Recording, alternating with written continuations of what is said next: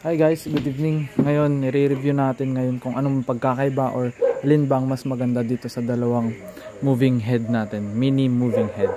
Anyway, gamit natin ang DMX 512. So, different ang problema ko dito, magkaiba sila ng address. Hindi ko alam kung paano ito D001.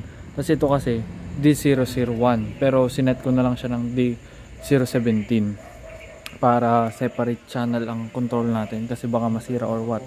Hindi ko pa kasi kabisado, but comment nyo kung ano yung masasabi nyo para at least matulungan nyo ako, no?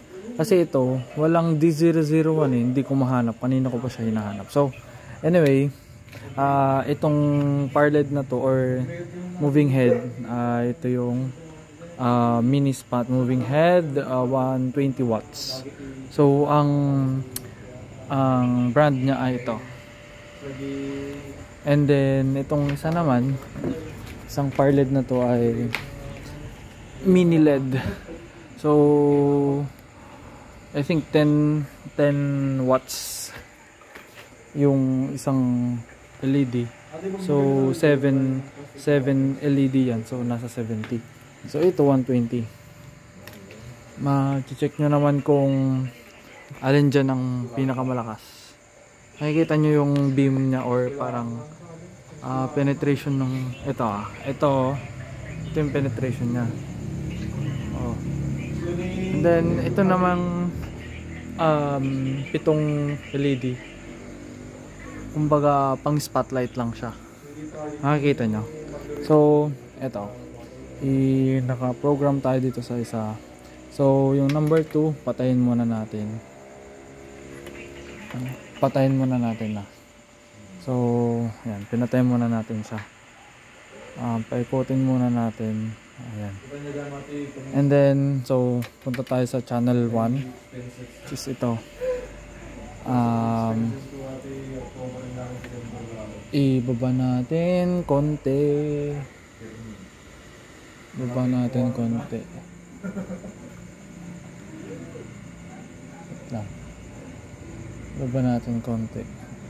So ayan. At pag itong channel 8, yan yung papalit-palit ang kanya. Pero dahil 14 channel tayo or 16 channels, i-press natin yung page select para dito yung ma-select niya. So 9 to 16. Ito naman, yan. Ito yung take note, ito yung 120 watts. Tapos ito pa iba-iba. Depende nga sa settings mo or program. Ayan. Pa iba-iba. Kung gusto niyo namang mag-stick diyan sa mga ganyan, depende sa transition mo kung anong gusto mo nga. Pwede mong i-steady lang 'yan. Flower. And then kung ililipat mo, yan, 'di ba? Lipat-lipat lang. Lipat-lipat mo. Hindi ko siya matitigan kasi ang sakit sa mata. Anyway, yan. Kung gusto mong palitan ng beam or yung direct spotlight, ito. Yan pag nakataas, pero pag nakababa, ganyan ang output. No. So, 'di ba? Pwede mo pang pabuntogan or pa-slow. Ito naman yung I think ito yung auto number 11. I think ito yung auto yan lang yung auto. So yan, babalik yan pag binaba natin. Again, ito yung auto. Tapos pag binaba natin, babalik siya sa dati niyang pwesto. Tapos ito naman yung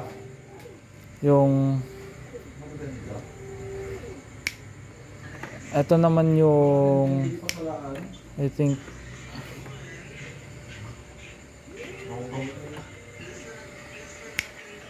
ito naman yung ang tawag dito, yung sound detect. Parang kung while makakarinig siya ng sound, lilipat siya. Diba? Boom! Yan. So, ganito pala yung settings niya. Number 11. Pero pag automatic, nandito lang siya sa gitna. Pero kung gusto mo na yung magsisync siya sa sound, diba? Yun lang. And then, hindi ko kung anong, pero I think wala nang channel dito eh. Wala nang mga mangyayari. Anyway, punta tayo sa page. So, papako natin. Ang ganda eh. Lakas ng beam niya eh. Totoong kanto. I think 120 wait lang, 120 watts nga talaga. Parang pro. Halos magkakalapit na. Ang lakas oh. Wait lang, patayin lang natin yung ilaw. Wait lang ah. Ayan. Nakikita nyo, lakas ng ilaw niya. Abot langit. Hindi, joke lang. Talagang kitang kita yung kanyang beam. So pagpapalitan mo yung kulay, ito yung volume, yung strength or yung kumbaga power niya. Ito, pagpapalit-palit siya ng kulay. Diba? Okay, so tapos na tayo dyan. Punta naman tayo dito sa yung mini LED na moving head. So punta tayo sa channel 2 or scan, wait lang. So pinatay ko kasi yung ilaw para makita lang natin yung anong tawag dito, yung ilaw niya, yung lakas niya talaga. Ayan. So yung channel 2, yan yung parang tataas, bababa. Ayan. Yung channel 1, yun yung ikot. Okay? So yan. Channel 3, yun yung parang strobe, mag-steady siya ng ilaw, ganun. So anyway, kulay red. Yung number 4 siya, kulay red. Tapos number 5 green, 6 blue, 7 white, and then yun lang, 7 white.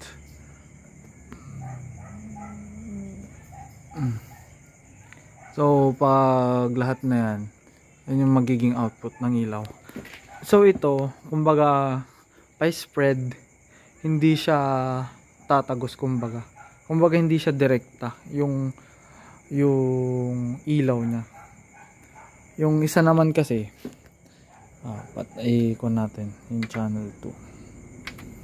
So yan, ikutin natin, and then taas, mapapansin nyo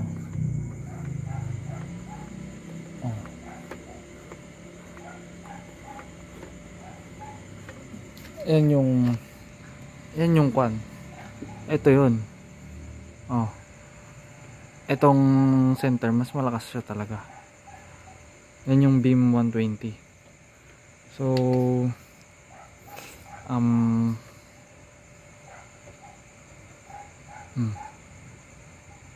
yan talaga yun. Papalit-palitan natin. Tapos yung kulay niya, natin, yan. Hindi ko alam kung, which is malakas din naman yung isa, diba? Pang kwan nga lang talaga yan, kumbaga spotlight.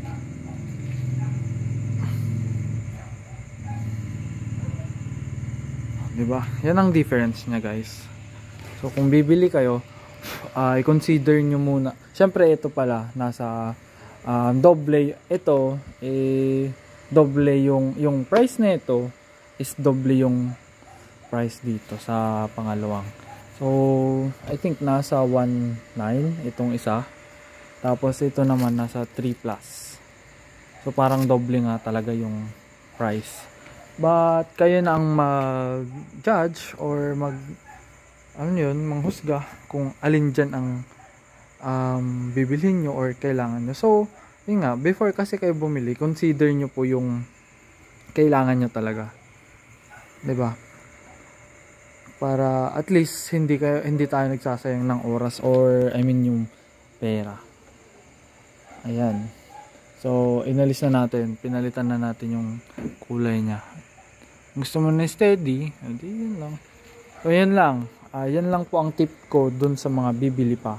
Sa mga kasi ang setup ko lang is simple lang. Hindi ko pa gustong bumili ng malalaki kasi mahirap na nun. Siyempre, nag-start pa lang po tayo sa business natin or sa sounds and lights. Bibili ka na ng lalaking mga gamit. Baka malugi ka naman, 'di ba? So, yan po ang ating review sa dalawang moving head. And last pala, try natin silang pagsabayin, but I doubt kasi nga magkaiba po ang kanilang address. Oh. Kung makikita nyo, magkaiba po ang kanilang address. So mahirap, baka masisira po itong gamit natin. So yun lamang po. Thank you and God bless.